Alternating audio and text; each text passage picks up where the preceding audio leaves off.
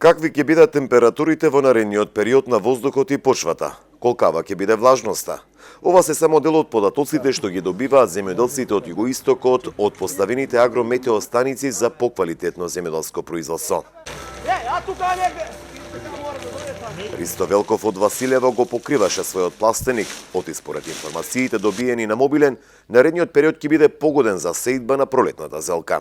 Бидејќи на оваа површина треба да се засади зелка, зелка е една од културите кои што издржуваат пониски температури, така да самите временски услови овозможуваат во секој период, во нареден период да биде засадена културата, што значи овозможува садење на зелка. Додека не е препорачливо според тие температури што ги наговесува во следниот период садење на краставица на домат, тогаш мора да се почека малку некој извесен период кога ќе дојде до зголемување на самата температура.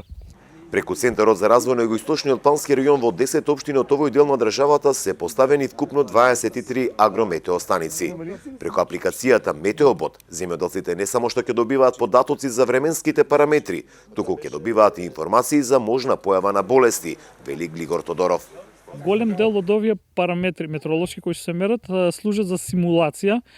Всушност со сите тие измерени податоци се прави симулација на атмосферата и како самото растение ги чувствува метеоролошките услови и како сето тоа влијае на појавата и развојот на болести.